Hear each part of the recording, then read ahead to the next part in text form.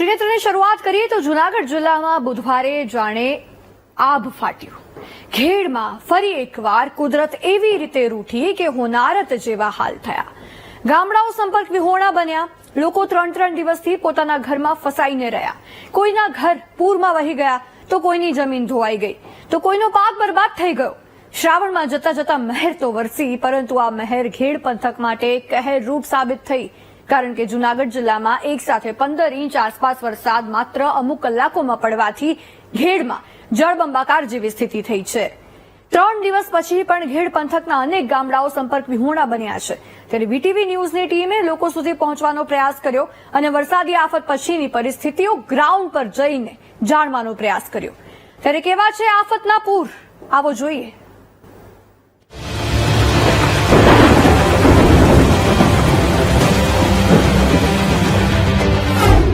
ખેડમાં આવ્યા આફતના પૂર, ડૂબ્યું ખેડ, ડૂબ્યા સપના, ચારે તરફ તારાજી જ તારાજી।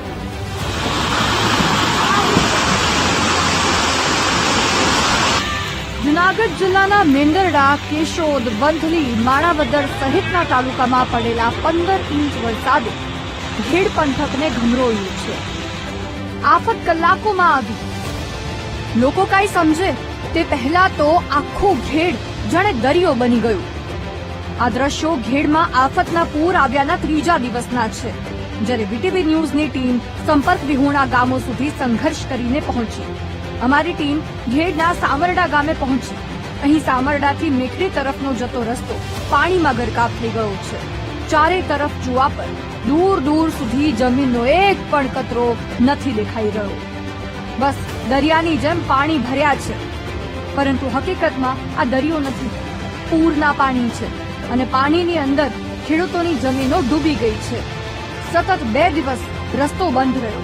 હવે થોડા પાણી ઉતરતા રસ્તાનો અંદાજ લગાવી શકાય છે, જેથી લોકો જોખમી રીતે પોતાના કામ માટે બહાર નીકળતા અને જોખમ ખેડતા નજરે પડ્યા।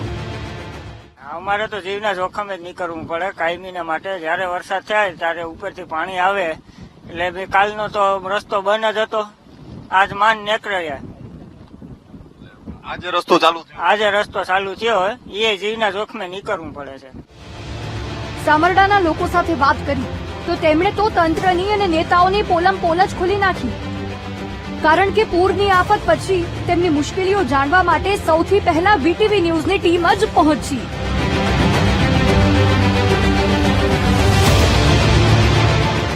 સો વર્ષની અંદર 100 વર્ષની ઉંમર છે, તો 25-30 વર્ષ આપણે દેવાભાઈ માયલમ છે ને એ આવ્યા બરોબર રાજકારણમાં, ત્યારનો છે। અમારે વીઘે 1.5 થી 2 ખાંડી માંડવી થતી, 1.5 થી 2 ખાંડી માંડવી થતી। દેવાભાઈ આવ્યા તેથી માંડવી ગઈ। છેલ્લા 15 દિનની વાર હતી તો ઘેડ વિસ્તારના નદી નાલાના કામ ચાલુ કર્યા, એટલે એ બિલ પાસ કરવા હાટું થઈને 15 દી અગાઉ સોમાહાની 15 દિનની વાર હતી તો બિલ પાસ કરવા હાટું થઈને એ કિસ્સા ભરવા હાટું થઈને દર વર્ષે એવું થાય છે। દર વર્ષે આ રોડ બનાવ્યો ને અવારનવાર તૂટી ગયો।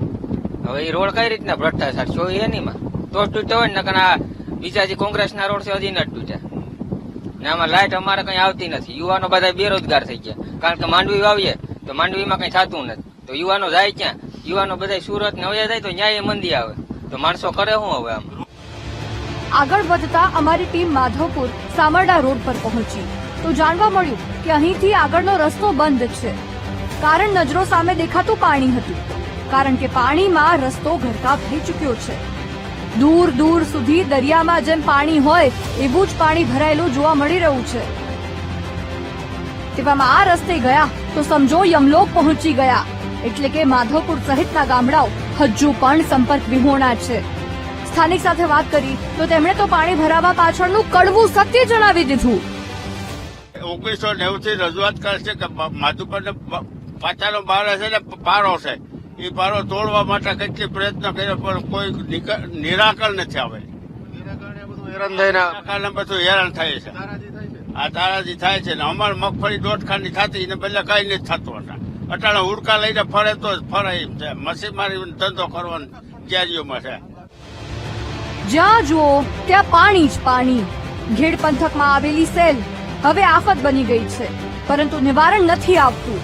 સરકાર હજારો કરોડ મંજૂર કરે છે, પરંતુ જમીન પરની હકીકત નજરો સામેની આ હાલાકી છે. કેમેરામેન નિશ્ચિત ગઢિયા સાથે ભાવેશ સોંદરવા, વીટીવી ન્યૂઝ, માંગરોળ. અમને મોટા મોટા વાયદાઓ આપ્યા, મોટા મોટા સપનાઓ બતાવ્યા, ભજીયાની પાર્ટીઓ કરાવી, પણ આ નેતાઓના ભજીયા ખાઈને અમે ભરાઈ ગયા અને હવે પછતાયા. આવું જૂનાગઢના ઘેડ પંથકના લોકો કહી રહ્યા છે.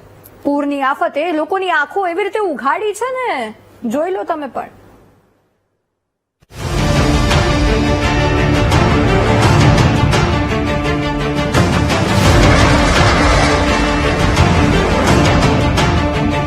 એસી વાળા રૂમમાં બેઠા રહે.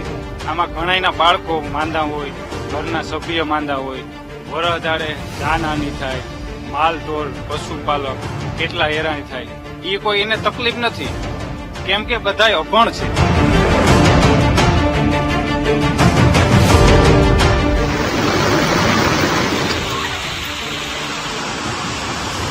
અંગોઠા સાપ બધાય નેતા અમે છૂનીને અમે મોકલા ને, એ અમારો પ્રોબ્લેમ છે.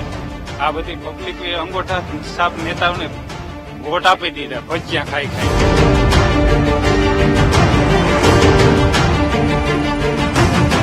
ભજીયા ખાઈ ખાઈને વોટ આપી દીધા, હવે પછતાઈએ છીએ. અંગૂઠા છાપ પર ભરોસો ભારે પડ્યો, આવું ઘેડ પંથકના લોકો કહે છે, જે દર વર્ષની જેમ આ વર્ષે પણ બેટમાં ફેરવાયું છે.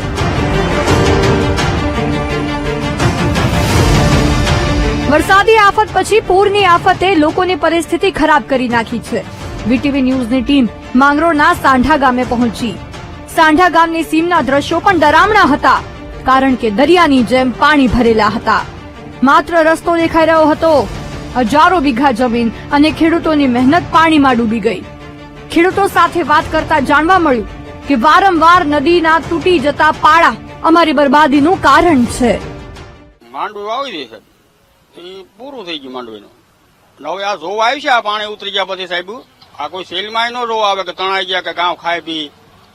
હવે આવ્યું છે બેજી કેડે, ત્યાં આવી ને જોઈને ભાગી જાય. સાહેબ નથી આપતા કઈ? સહાય આપે તો મનમાં આવે તો હું 8,000 નું તો થાય ને 1.5 મણ બી થાય. કેટલું નુકસાની ગયું છે અંદાજિત? નુકસાની તો ગામમાં રહે જ ને. મોટા ખેડૂને એવડી રાતી હોય, નાના ખેડૂને એવડી રાતી હોય, પછી નાની પબ્લિક શું કરે? અમારી ટીમ માણાવદર તાલુકામાં પૂર પીડિતોની સ્થિતિનો તાગ મેળવવા પહોંચી. દેશિંગા ગામ પહોંચતા અહીં જળબંબાકારની સ્થિતિ જોવા મળી. લોકો ઢીંચણસમા પાણીમાં જોખમ ખેડીને હટાણું કરવા માટે 3 દિવસે ઘરની બહાર નીકળ્યા. દ્રશ્યોમાં પણ દેશિંગા ગામની સ્થિતિ જોઈ શકાય છે. ચારે તરફ પાણી જ પાણી છે. રસ્તો પણ દેખાતો નથી. બસ લોકો રસ્તાની બંને સાઈડ લાગેલા વીજ પોલના આધારે અનુમાન લગાવી પાણીમાંથી પસાર થવા મજબૂર છે. નાના ભૂલકાઓને લઈને લોકો સુરક્ષિત સ્થાને જવા મજબૂર છે. પાણીની બહુ પ્રોબ્લેમ છે. અમારા આખા ગામને અમારે કોઈ અવર જવર થતું નથી, ક્યાંય જઈ નથી શકતા અમે. અને અમારે અટાણે અનાજ ખૂટી ગયું છે. હું દહીણું દરાવા જાઉં છું. અમારે કઈ અમે અનાજ ખૂટી ગયું, અમે દહીણું દરાવે જઈ નથી શકતા. છોકરા સ્કૂલે નથી જઈ શકતા. અમે અવારનવાર આવી પરિસ્થિતિમાં અમે 25 વર્ષથી આમ કરીએ છીએ, રજૂઆત કરી છે, પણ કોઈ અમારું સાંભળતા નથી. આ પાણી અમારે ભાદર અને દૂધવી નદીમાંથી આવે છે. એ બે થઈને અમારે પાણી ભરાય છે, કોઈ નિકાલ નથી થતો. અમારે રસ્તો 3-4 દિવસ ત્યાં બંધ છે. અમે નથી શાકભાજી મળતું, નથી દૂધ મળતું, કે નથી કોઈ સ્કૂલે જઈ શકતા. દેશિંગાની જેમ જ માણાવદરના મરમઠ ગામમાં પણ જળબંબાકારની સ્થિતિ છે. એક સાથે 10 ઇંચ વરસાદ પડતા ખેતરો છલોછલ ભર્યા છે. પૂરના પાણી ખેતરોમાં ફરી વળતા ચોમાસુ પાક પાણીમાં ડૂબી ગયો છે. અને જો પાણી વહેલી તકે ન ઓસરે તો ખેડૂતોને માત્ર ને માત્ર નુકસાની જ હાથ લાગશે. બીજી તરફ લોકો ખુદ કહે છે કે કોઈ તેમનું સાંભળતું નથી, કે કોઈ તેમના હાલ જાણવા આવ્યું નથી. એટલે કે નેતાઓ એસી ઓફિસમાંથી બહાર નીકળી લોકોની વચ્ચે આવ્યા નથી. હવે પૂર ઓસર્યા પછી ફોટા પડાવવા નેતાઓ ક્યારે આવે છે તેની રાહ જોઈને લોકો પણ બેઠા છે. સંવાદદાતા ભાવેશ સોંદરવાની સાથે જય વિરાણીનો રિપોર્ટ, વીટીવી ન્યૂઝ, જૂનાગઢ.